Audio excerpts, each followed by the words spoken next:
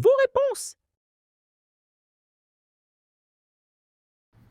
Donc, il y avait une chance sur 3 ou 4 en fonction des nerfs principaux que vous considérez dans le membre supérieur. Il y a eu 2 bonnes réponses, 2 personnes qui ont dit le nerf radial et effectivement, c'est bien le nerf radial pour ce qu'on appelle la paralysie des amoureux. Parce que contrairement à ce qui est marqué dans le petit gif, enfin la petite image que j'ai mise, c'est pas juste «je sens plus mon bras», ce qui peut arriver juste avec la compression veineuse, on sent qu'on a des fourmis dans le bout des doigts et cetera. Le vrai danger, c'est la compression du nerf radial et pourquoi? En fait, si vous regardez ici, le nerf radial, il passe de la partie interne, il passe en arrière, ici, partie interne et postérieure, ici, de l'humérus, au tiers supérieur du bras.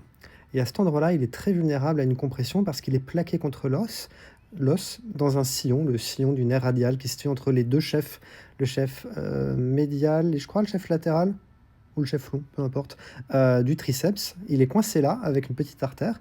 Et si on appuie trop longtemps dessus, par exemple si on s'endort, dans cette position-là, vous voyez, si j'ai le bras vers le haut, eh bien ça monte. Bonjour, c'est notre productrice. Si j'ai le bras vers le haut un petit peu comme ça, que l'autre personne s'endort et que par sympathie ou juste c'est confortable et tout, vous vous endormez dans cette position avec la tête qui appuie. Donc juste à cet endroit-là, imaginez que le bras est tourné, la paume de la main là vers le haut, ça révèle la partie postérieure ici de l'humérus et ça va appuyer directement sur le nerf radial. Et vous risquez de vous réveiller non pas simplement avec des petites fourmis dans le bras, mais carrément une paralysie. Et dans certains cas, cette paralysie des amoureux ou paralysie du samedi soir, comme disent les Anglais, elle peut être définitive avec une atrophie de tous les muscles extenseurs et un wrist drop, boum, une incapacité à relever le poignet et une griffe.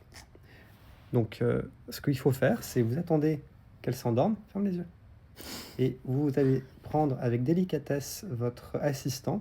Je ne l'ai pas là sur place, mais vous pouvez utiliser l'apinou par exemple, ou un équivalent, vous le mettez à la place de votre bras et vous le glissez comme ça, délicatement là. Toujours vous assurer que votre partenaire s'endort avant vous, parce que en fait, sinon, si vous vous endormez en premier, vous risquez de vous retrouver paralysé. Ce serait dommage.